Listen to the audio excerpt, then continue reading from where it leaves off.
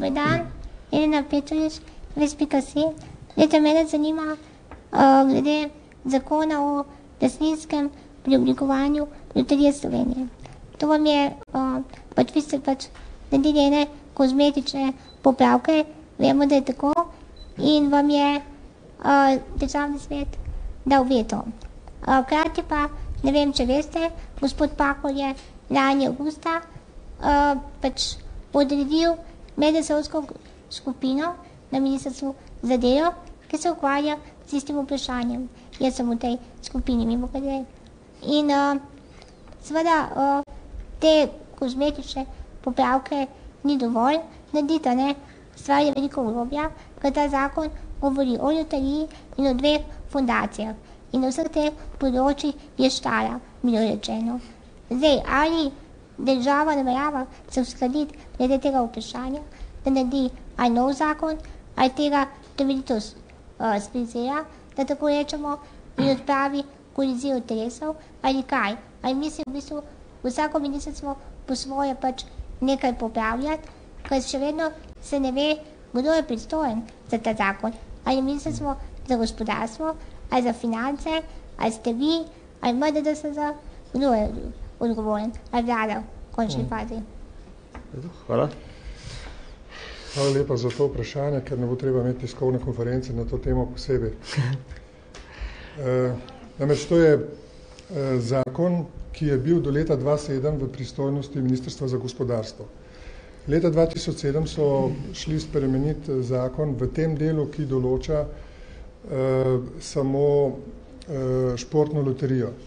Se pravi, ta člen, recimo, ki je skupen, določa svet loterije, to je 10. člen, ki določa sestavo sveta Loterije Slovenije in v drugem delu sestavo sveta športne loterije. Torej, leta 2007 se je vlada takrat odločila in je dala pristojnost Ministrstvu za šolstvo in šport, da se ukvarja s tem zakonom. Zato smo se tudi mi zdaj ukvarjali, čeprav je pristojnost, loterija ni naša pristojnost.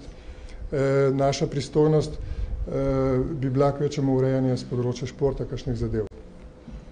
No, zakaj smo, torej, to je razlog, zakaj smo mi bili pristojni za to zadevo. Zakaj smo šli v spremembo, samo kot vi pravite, kozmetično? Zaradi tega, ker bi morali po zakonu, ki je bil sprejet 2007, bi morala vlada do 2008 novembra spremeniti v skladu s spremembo zakona tudi odlok o fundaciji za šport. Tega ni naredila do 2008, ko smo mi imeli neko razpravo leta 2009 januarja na odboru, ki je bila vezana na poročilo fundacije, je bilo ugotovljeno, da je treba ta odlok vendarle sprejeti. In potem smo mi začeli delati na odloku. Odlok vmes je pa spremenil, je bil ukinjen Zavod za šport, Inštitut za šport in namesto njega je bil ustanovljen Zavod Planica za šport Republike Slovenije. Torej, zaradi tega je bilo treba spremeniti zakon, da bi lahko spremenili odlok.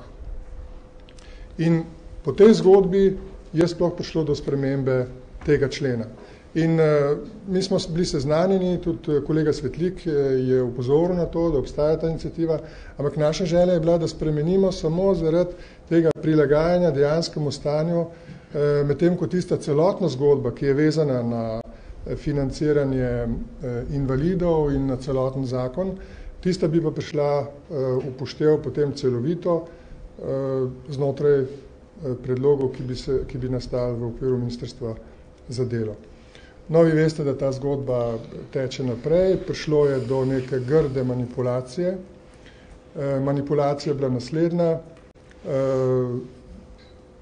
En od podpredsednikov Olimpijskega komiteja je prišel na državni zbor, na odbor in razglasil, da Olimpijski komitej ni sodeloval pri zakonu. Olimpijski komitej je sodeloval pri zakonu, imeli smo tam tudi zapisnik tega sestanka, upoštevali smo tudi en del njihovih pripomb, torej je sodeloval pri pripravi zakona.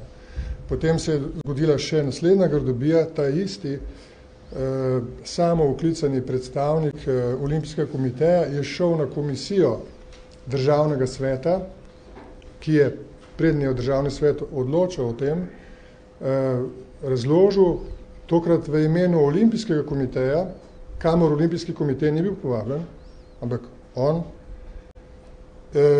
se razglasil še za predstavnika strokovnega sveta za šport, kjer je sicer član, ampak strokovni svet tja ni bil povabljen, in tam svetnikom razložil, da niti strokovni svet za šport Vlade Republike Slovenije, niti Olimpijski komitej ni bil vključen v razpravo.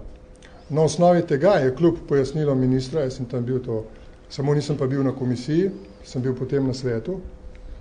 Torej, na osnovi tega so svetniki odločili, da je bila kršena procedura pri spremembi zakona in zato so izglasovali veto.